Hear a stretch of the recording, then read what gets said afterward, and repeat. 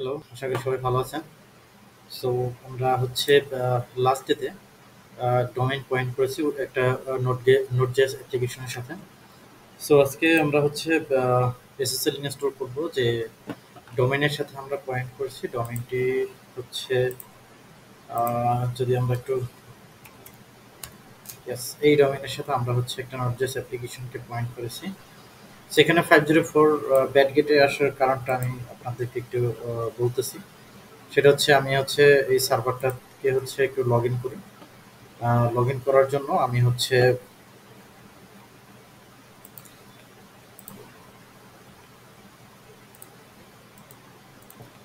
ওকে।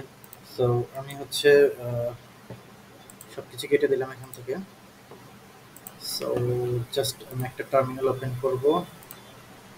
Open করে আপনারা কীভাবে এসএসএইচ এর মাধ্যমে কানেক্ট করতে হয় সেগুলো অলরেডি আপনারা জানেন। সো এটা নিয়ে আমরা ডিসকাস করব না। চলে আসছি আমরা আমাদের সার্ভারে। এখন এখানে যেটা হয়েছে যে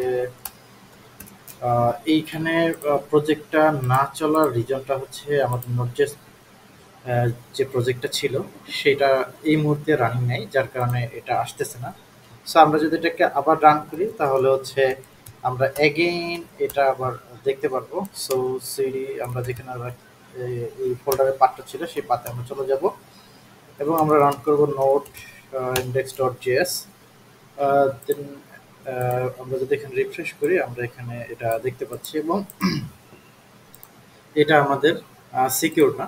সো আমরা হচ্ছে এটাতে হচ্ছে কিভাবে এসএসএল সেটআপ করব সেটা হচ্ছে আমরা এই পর্বে দেখাবো।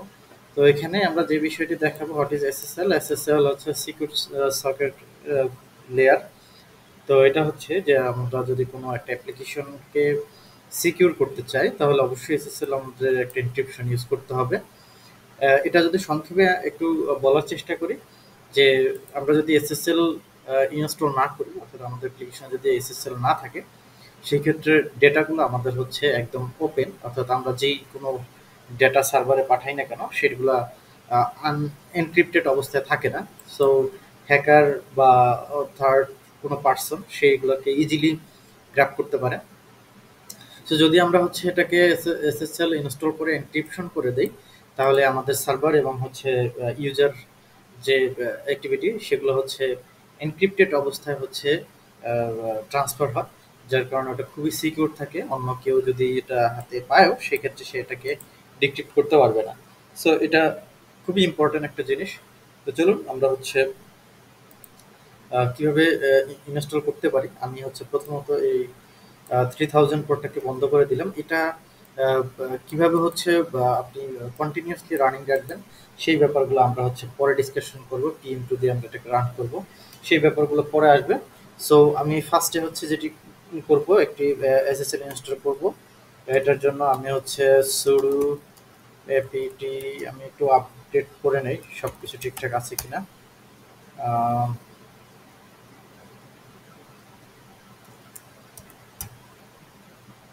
কিছু ইস্যু ছিল, এগুলো সবই এখন ফিক্স হয়ে যাবে।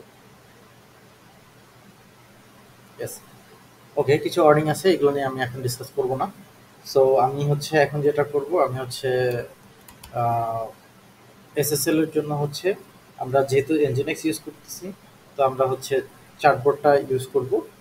তো সেটার জন্য হচ্ছে sudo এটাকে ইনস্টল করে নেব apt install sudo apt install certbot.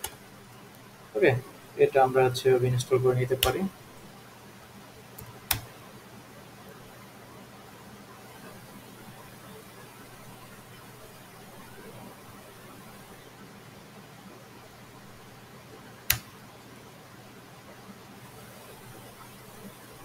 ওকে, সো এটা আমাদের ইনস্টল হয়ে গেছে।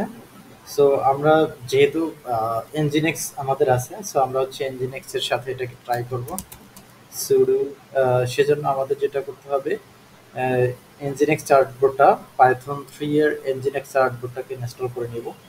সেই জন্য হচ্ছে sudo apt ইনস্টল। চাইলে আমরা একসাথে ইনস্টল করতে পারতাম, আলাদা আলাদা করেও আমরা ইনস্টল করতে পারি। পাইথন 3 পাইথনের যে প্যাকেজটা আছে সেটাকে আমরা ইনস্টল করে নিব। চার্টবোর্ড nginx আমরা এটাকে ইনস্টল করে নিব।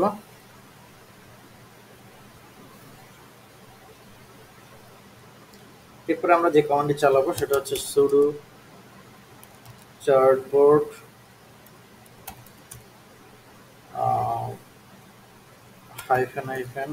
-nginx এটাকে চালাবো। দেন এখানে এন্টার ইমেল অ্যাড্রেস, রিনিউর ইমেল অ্যাড্রেস আমরা হচ্ছে এখানে ইউজ করব। সো যে কোনো একটা ইমেল অ্যাড্রেস আমি হচ্ছে এখানে ইউজ করব। আপনারা যে কোনো ইমেল অ্যাড্রেস ইউজ করতে পারেন।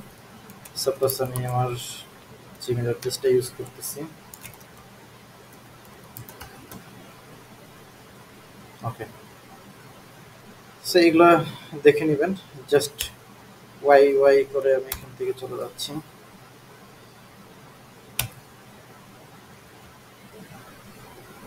এখানে requesting A certificate for API version 2 ডোমেইনের জন্য একটা রিকোয়েস্ট করতেছে। সো এখানে এটা কনভার্সেশন সাকসেসফুলি সবকিছু হয়ে গেছে। সো এখানে আমাদেরকে দুইটা জিনিস দিছে, সার্টিফিকেট আর একটা হচ্ছে ফুল চেইন পিএম আর একটা হচ্ছে প্রাইভেট কি। তো আমরা এই দুইটা জিনিসকে হচ্ছে nginx এ কনফিগারেশন করে নিব। তো সেটার জন্য আমরা যেটা করব, আমরা হচ্ছে nginx এর যে আমাদের ফাইল আছে সেখানে আমরা চলে যাব।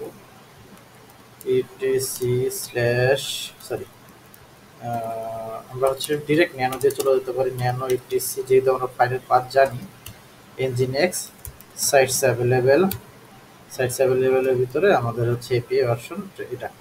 এখানে আমরা চলে যাব। এখানে গিয়ে আমরা হচ্ছে এখানে এখন যে 80 পোর্ট যেটা রানিং আছে, আমি এটা থাকলো, এটাতে আমি কোনো কাজ করব না। আমি আর একটা হচ্ছে সার্ভার ক্রিয়েট করব। সার্ভার যেখানে হচ্ছে আমার বলে দিব যে লিসেন করবে কত পোর্ট।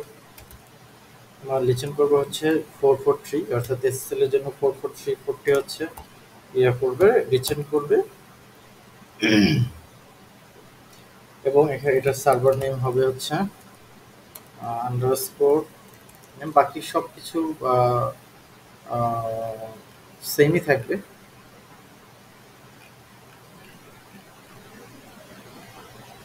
ওকে, এখানে একটা বিষয় আপনারা দেখতে পাচ্ছেন যে এখানে অলরেডি এটা চলে আসছে। সো আমরা চাইলে এটাকেই ইউজ করতে পারি, আলাদা করে আমাদের আর ইয়া করার দরকার হবে না। এটা অটোমেটিকলি এখানে চলে আসছে। সো আমরা হচ্ছে আর এটাকে মডিফাই না করি, আমরা জাস্ট হচ্ছে systemctl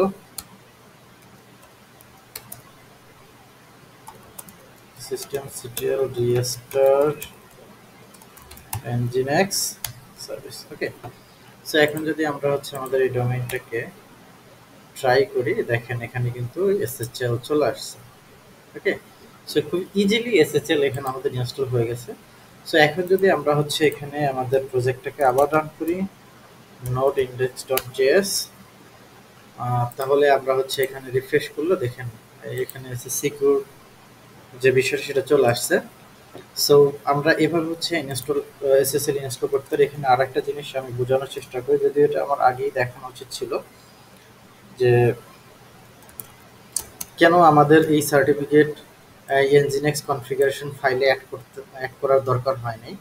রিজন হচ্ছে এটা অটোমেটিকলি এই এসএসএলটা ইনস্টল করার পরে অটোমেটিকলি এই দুইটা ফাইল ইম্পোর্ট হয়ে গেছে। সো এটা আমরা যদি আরেকবার একটু দেখাই, etc nginx সাইটস অ্যাভেলেবেল এর ভিতরে হচ্ছে এপিআই, এটাকে যদি ন্যানো করি তাহলে আপনারা দেখতে পাবেন যে এই সার্ভারের ভিতরে এখানে আমাদের নিচে লিসেন 443, এই যে এখানে এসএসএল সার্টিফিকেটের যে দুইটা সার্টিফিকেট ছিল, মানে ফুল চেইন পিএম এবং হচ্ছে প্রাইভেট কি, দুইটা এখানে চলে আসছে অটোমেটিক্যালি।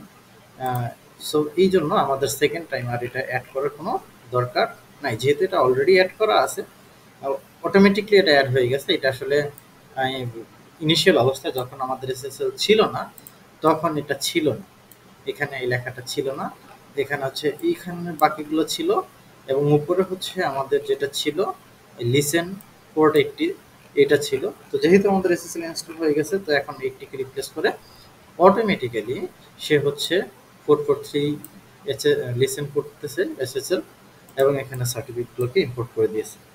সো এটা হচ্ছে মানে অটোমেটিক্যালি হয়, এখানে আমাদের কোনো কিছু করার দরকার নেই। সো এটা অটোমেটিক্যালি হয় এবং এভাবে আমরা হচ্ছে একটা ডোমেইনকে এসএসএল এর আন্ডারে নিয়ে আসতে পারি। সো আমরা নেক্সট পর্বে আবার অন্য কিছু দেখবো। Thank you.